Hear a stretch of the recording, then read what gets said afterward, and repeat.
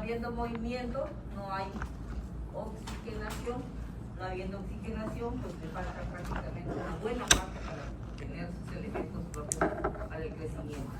Entonces, y los factores placentarios, pues ya hablábamos de algo que no es tan posible, pero existe la placenta previa crónica, sangrante crónica. Eso quiere decir que esa placenta puede empezar a desprenderse, pero más que nada, más que la placenta previa, puede ser el hecho de que la paciente tenga episodios de sangrado durante toda su gestación mientras ya se implantó la placenta, pero son episodios, son recurrentes, pero con poca manifestación de ese sangrado, y por lo tanto la hemoglobina pues no se va a modificar mucho como para introducir un embarazo, pero sí lleva en consecuencia esa falta de nutrición al feto.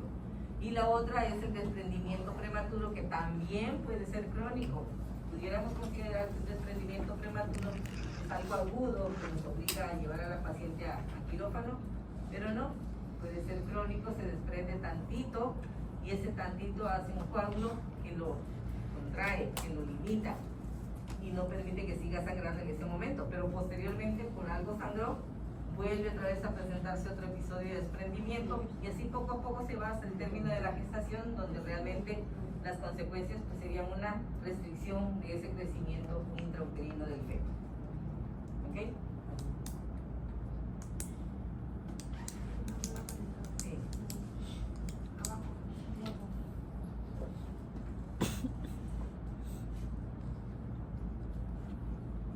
Ay, qué difícil que me hace todo esto.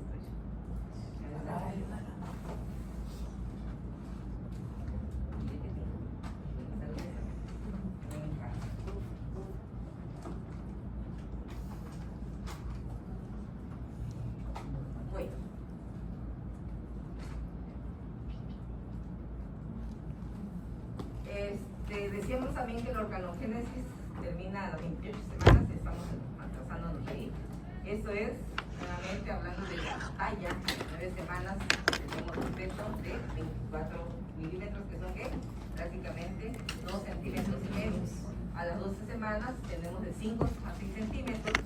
Ahí ya los 5 o 6 centímetros que ya tiene 12 semanas, recuerden esta asociación que ya se las comenté ayer. Ahí ya el periodo de osificación, ya se empiezan a presentar los dedos de la mano, los pies y las uñas. Y en relación a los dedos y extremidades, que son parte ósea de ese feto, que decíamos ayer que en la limpieza de una cavidad uterina, cuando hay un aborto, en esa limpieza se decide por 2 métodos: o es aspiración manual endouterina o es legrado intrauterino. Y la aspiración es de cuidado cuando sea más de 9 semanas esa gestación, porque ya empiezan los indicios de esa osificación, y al venir extrayendo por aspiración puede romper el útero en relación a su cavidad interna, ¿no? O sea, toda su cavidad residual. Y cuando son de 12 semanas, pues, y por eso se hace la aspiración antes de las 9 semanas. Después de las 9 semanas, ya viendo el hueso, pues ya mejor se decide. Si es mayor de 12, de 14 semanas, se decide la expulsión mediante oxitóxicos o mediante prostaglandinas como el misoprostol, y posteriormente se hace la limpieza si quedan restos por evidencia de un ultrasonido mediante un legrado uterino instrumental. El género, decimos que a las 16 semanas nos puede decir un ultrasonido, va a ser niña, va a ser niño, pero no debemos de... a nosotros no nos debe impactar, y por lo mismo no debemos de permitir eso en la mamá, en la pareja que consulta, porque a las 16 semanas todavía puede haber una confusión entre el tamaño, entre la forma, morfología pues de los genitales de ambos sexos. De 13 a 22 semanas decimos que crecen 5 centímetros por mes, y ahí teníamos ya el morfológico, cómo vamos a ir identificando la morfología de un feto cuando lo tenemos por una pérdida en cuanto a su edad gestacional. Pero viéndolo ya en forma fisiológica, decimos que a las 10 semanas, ya a partir de la última menstruación, son 4 centímetros. A las 12 semanas hay los núcleos de osificación, 16 semanas el sexo, decíamos. 20 semanas también hay una controversia en relación a lo clínico, a lo práctico.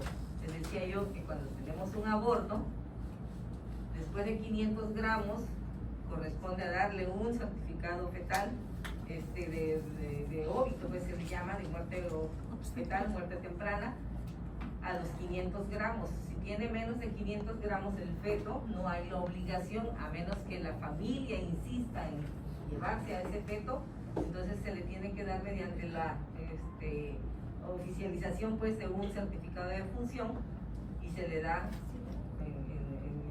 como un mortorio, ¿no? Se tiene que sacar de su caja y todos los elementos propios que destinan a una persona fallecida. Y si no, la familia no exige, pues ¿qué pasa con el producto? Si no quiere llevarse el feto, se queda en patología, y en patología se mete como tejido muerto y se van a incinerar esos tejidos. Esa es la vialidad que tiene. ¿Okay?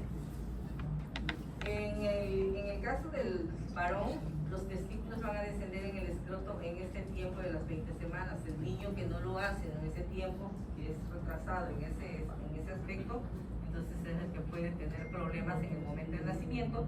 Quizás no en el momento del nacimiento, pero el pediatra sí está obligado a ofrecer información a la pareja o a la mamá en relación a qué puede suceder con esos testículos que se quedaron allá en la cavidad pélvica de ese feto, que no descendieron en su tiempo y forma en la bolsa escrotal.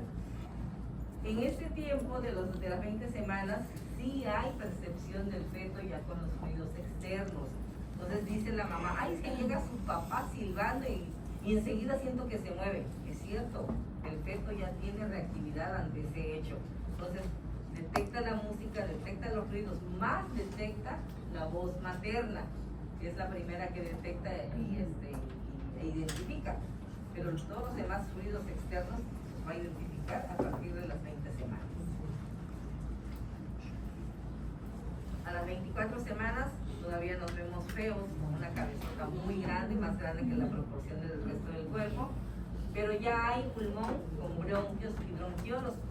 Un poquito más adelante podría tener el beneficio de una madurez pulmonar si es que hay una amenaza de parto pretérmino. En este momento, ni los surfactantes ni los maduradores pulmonares van a hacer ningún efecto. Es después de las 26 semanas que ya puede tener beneficio por el efecto de la betametasona principalmente, pero aquí no. Están formados los bronquios y los bronquiolos, pero no está trabajando el resto del tejido pulmonar. 27 semanas, vean lo que pesa, hasta 600 gramos podemos encontrar. 28 semanas, 25 centímetros mide y pesa 1100. La vernix es gaseosa, no se me distraigan por allá. Tranquilos, cada quien vea su asunto. Si ella tiene el interés de andar viendo otra cosa, es ella. Y ustedes también, cada quien, por favor, para que no distraigan.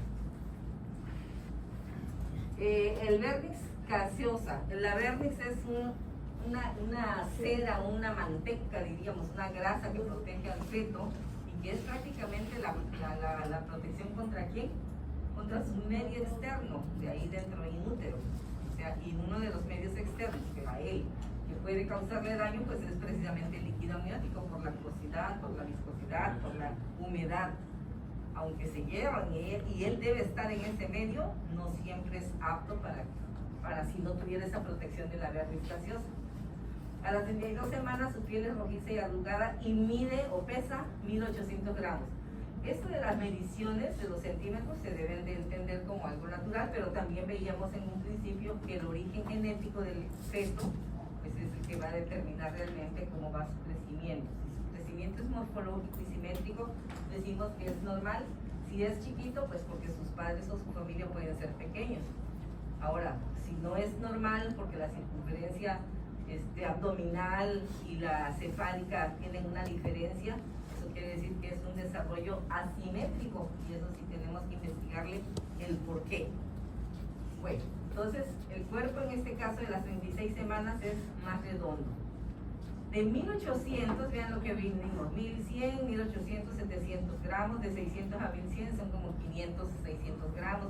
Pero de 1800 de las 32 semanas, 31, 32 semanas a 36 semanas, es mucho, es exagerado el crecimiento, sobre todo en peso.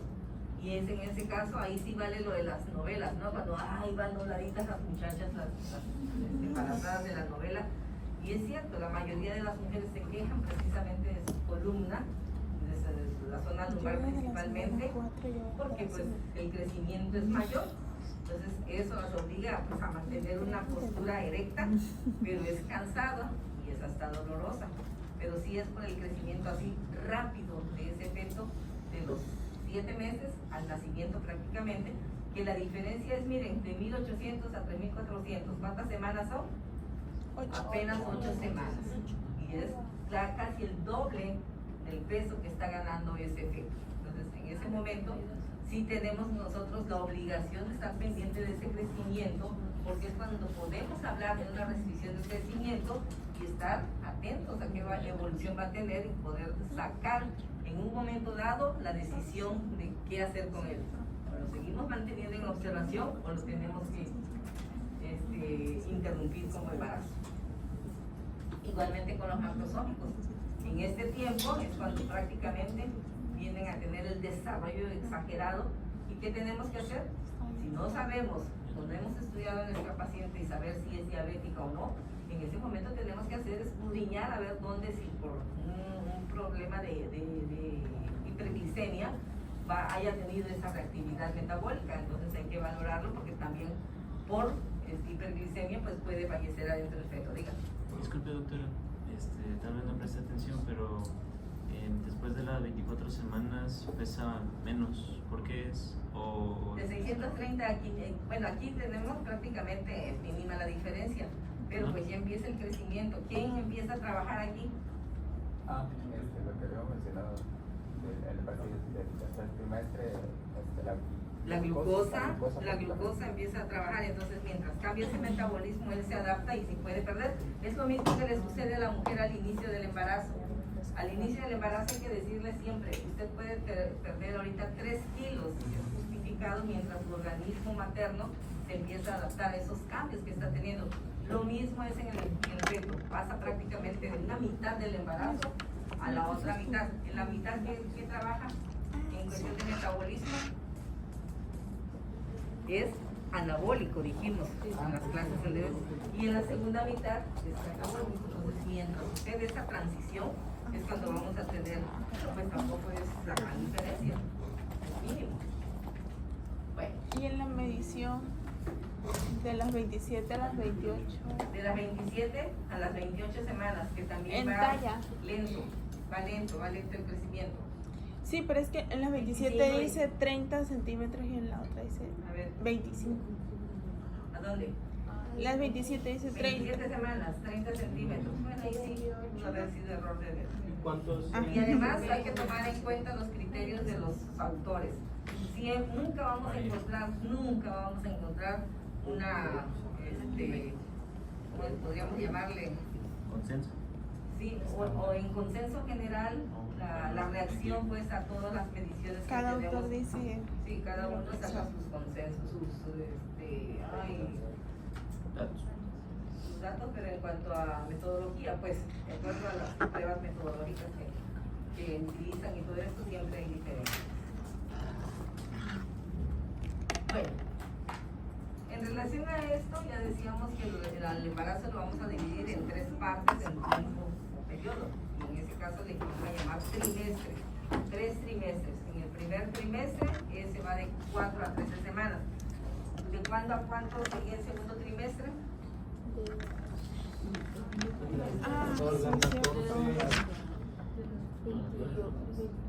De las a las 28. A las 28 semanas, muy bien, de 14 a 28 semanas tenemos el segundo trimestre, y de ahí, al término de la gestación, las 40 semanas del siguiente.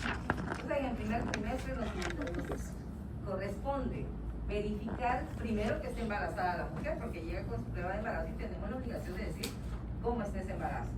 De certificar edad gestacional con la longitud cráneo-rabarilla, que hay una tabla que nos especifica cuánto por milímetros, cuántas semanas va a tener por milímetro de la medición de la longitud cráneo-rabarilla, a cuántas semanas corresponde. Después, determinar el número de fetos, localizar el sitio de implantación del feto. Esto es importantísimo. Si encontramos el saco gestacional cerca del istmo, estamos hablando que es una implantación anómala. Lo debemos encontrar ¿dónde? En el fondo En el uterino fondo. y de preferencia en la pared posterior. ¿Ok? Pared posterior. La vitalidad del embrión, bueno, también hay que valorar. En este primer trimestre puede haber embrión, pero puede ser que no esté vivo, o puede ser también que no haya embrión, ¿sí? Con el primer ultrasonido del primer trimestre puede ser que no haya embrión. ¿Cómo le llamamos? Huevo al embriónico. Y obviamente la posibilidad de descartar en este tiempo un embarazo molar. El embarazo molar, ya lo vamos a ver, pero corresponde a un edema así exagerado de lo que son las vellosidades coriónicas, y que la imagen ultrasonográfica nos va a dar, la imagen morfológica del embarazo molar es en forma de como de uvas.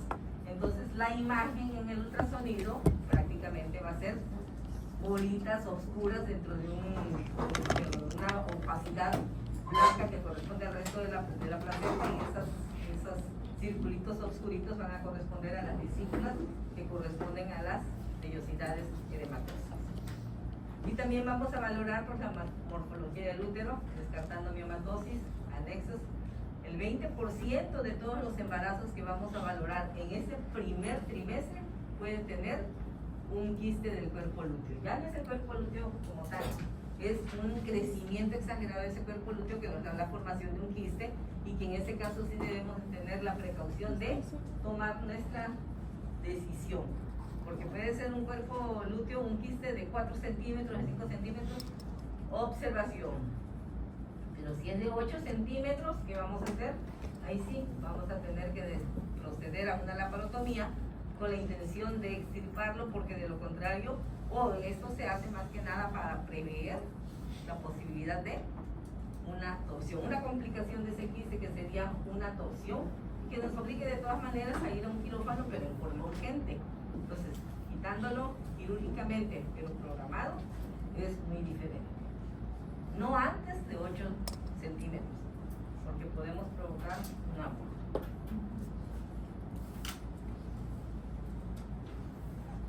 Nos va a ayudar este ultrasonido a determinar los marcadores de cromosomopatías. Esto es a las 13.6 semanas, idealmente, así está programada en la norma, 13 semanas, donde vamos a ver estos valores que pues tenemos que buscar para valorar y decirle al paciente su embarazo es de evolución normal en relación a la integridad del feto, porque de lo contrario podríamos encontrar problemas con la translucencia nucal. Esto nos haría pensar en qué síndrome, en el síndrome de Turner, y Down también, un Down y un síndrome de Turner. El higroma quístico, también el síndrome de Turner. La morfología ducto venoso de Arancios es una alteración que no todos los ultrasonografistas tienen la capacidad de identificarlo, y así nos dicen: ay, doctora o doctor, disculpe usted, pero el ductus venoso no lo pude encontrar. ¿Okay? Es difícil de precisarlo, son elementos muy pequeñitos, y les decía ayer que un buen equipo es lo que hace la diferencia. Presencia de hueso nasal es más posible de verlo, y la ausencia de ellos también nos está hablando de otros síndromes. Así es. Valorar suficiencia válvula tricúspide, sobre todo en los hijos de quién, de madres diabéticas que llegaron todas descontroladas, todas compensadas a la gestación. Tenían una hemoglobina glicosilada de 10 y aún así nadie le dijo que no se debía embarazar en ese momento. Entonces viene el problema de una insuficiencia, y en este caso sería insuficiencia, porque aquí estamos buscando la suficiencia, pero ya como una consecuencia encontramos insuficiencia en la válvula tricúspide. Y la morfología de la vesícula vitelina. Ahora, en el ultrasonido del segundo trimestre, donde estamos haciendo, a partir de ese primer trimestre, vamos a seguir haciendo el diagnóstico. Y el diagnóstico sucede porque pues a veces la paciente llega muy tardíamente. Dice, pues sí, ya llevo 4 meses, como la que les dije, no sé cuándo, no sé si les comenté, una mujer que tenía 6 meses.